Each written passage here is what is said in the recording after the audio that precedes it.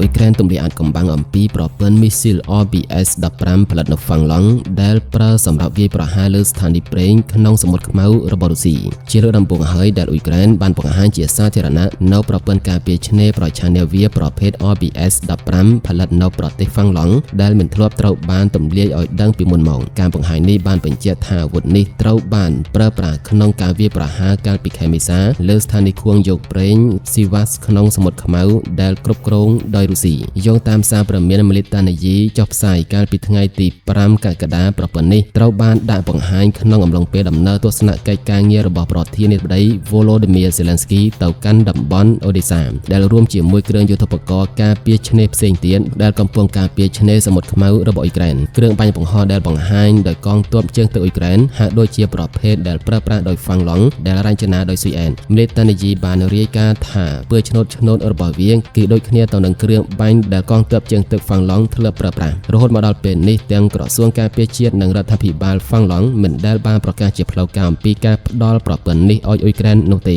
យោងតាមមីលីតានីយីគ្រឿងបាញ់មីស៊ីលការពារឆ្នេរនេះត្រូវបានបំពាក់លើរថយន្តសណ្ដោងប្រភេទ Shizou SK242 ផលិតនៅហ្វាំងឡង់និងមានផ្ទុកបំពង់បាញ់ចំនួន4សម្រាប់មីស៊ីលប្រឆាំងនាវា RBS-15 SF ឬហៅថា MK2 ដែលនៅក្នុងជួរកងទ័ពហ្វាំងឡង់ហៅថា MTO-85 ប្រភពដដែលបានឲ្យដឹងថាហ្វាំងឡង់បានធ្វើបច្ចុប្បន្នភាពមីស៊ីលនេះក្នុងអំឡុងឆ្នាំ2000ឲ្យទៅជាស្តង់ដារ MTO-85M ដោយរួមបញ្ចូលធាតុផ្សំនៃប្រភេទ RBS-15 MK3 ការធ្វើទំនើបកម្មនេះបានបន្ថែមប្រព័ន្ធនាំផ្លូវដោយជំនួយពី GPS និងបង្កើនសមត្ថភាពទប់ទល់នឹងការរំខានពីរលកធាតុអាកាសដែលត្រូវបានរចនាឡើងដើម្បីបង្កើនភាពធន់នឹងសង្គ្រាមអេឡិចត្រូនិកមីស៊ីល RBS-15 មានប្រវែងប្រហែល 4.35 ម៉ែត្រទម្ងន់ចន្លោះពី770ទៅ820គីឡូក្រាមនៅពេលបាញ់ចេញនិងផ្ទុកក្បាលគ្រាប់បែកកំទេចពះដែកទម្ងន់200គីឡូក្រាមវាហោះក្នុងល្បឿនប្រហែល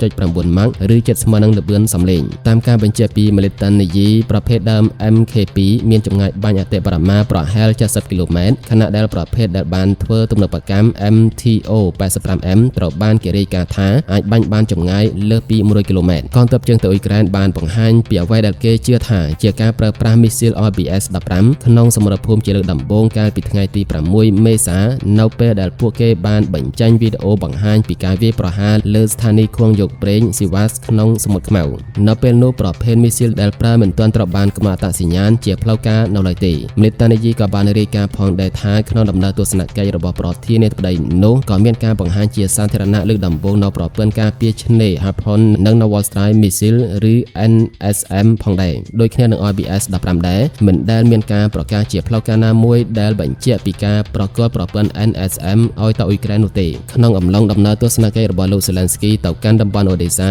កងទ័ពជើងទឹកអ៊ុយក្រែនក៏បានបង្ហាញជាសាធារណៈនៅប្រព័ន្ធមីស៊ីលការពារឆ្នេរ Harpoon ដែលផ្គត់ផ្គង់ដោយសហរដ្ឋអាមេរិកជាលើកដំបូងចាប់តាំងពីការប្រគល់ឲ្យកាលពីឆ្នាំ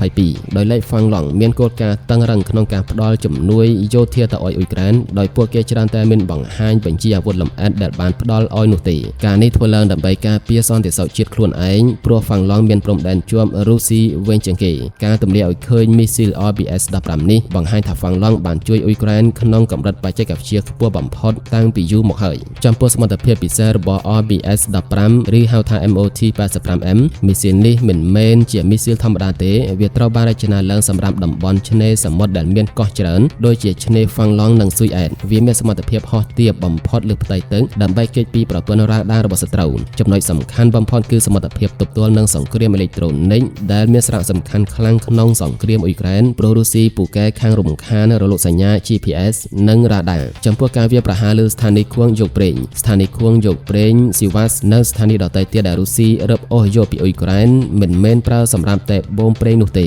រុស្ស៊ីបានបំពាក់ឧបករណ៍រ៉ាដាឧបករណ៍ស៊ើបការអេឡិចត្រូនិកនិងប្រព័ន្ធការពារអាកាសនៅលើនោះដើម្បីតាមដានចលនាកងទ័ពអ៊ុយក្រែនក្នុងសមុទ្រខ្មៅការបំផ្លាញស្ថានីយ៍ទាំងនេះគឺជាការធ្វើឲ្យខ្វាក់ភ្នែករបស់រុស្ស៊ីក្នុងសមុទ្រខ្មៅចំពោះការរួមបញ្ចូលគ្នានៃអាវុធទាំង3គឺ Harpoon NSM និង RBS-15 ការដែលអ៊ុយក្រែនមានមីស៊ីលទាំង3ប្រភេទនេះរួមមាន Harpoon ពីអាមេរិកនិងដាណឺម៉ាក NSM ពីន័រវេសនិង RBS-15 ពីហ្វាំងឡង់ធ្វើឲ្យកងទ័ពជើងទឹកអ៊ុយក្រែនមានសមត្ថភាពការពារឆ្នេរដ៏ខ្លាំងក្លាបំផុតមួយក្នុងអឺរ៉ុបវាជាមូលហេតុចម្បងដែលនាវាចម្បាំងរុស្ស៊ីមិនហ៊ានបើកចូលក្បែរឆ្នេរអ៊ុយក្រែននិងត្រូវបង្ខំចិត្តដកថយទៅកាន់កំពង់ផែឆ្ងាយៗ ដូចជា Novorossiysk ជាដើមចំពោះការបង្ហាញអាវុធទាំងនេះក្នុងដំណើរទស្សនកិច្ចរបស់លោក Zelensky នៅអូដេសាគឺជាសារព្រមានទៅកាន់រុស្ស៊ីថាអ៊ុយក្រែនបានគ្រប់គ្រងច្រករបៀងដឹកជញ្ជូនគ្រាប់ធញ្ញជាតិនិងមានសមត្ថភាពការពារទឹកដីរបស់ខ្លួនបានយ៉ាងរឹងមាំទោះបីជាគ្មាននាវាចម្បាំងធំៗក៏ដោយ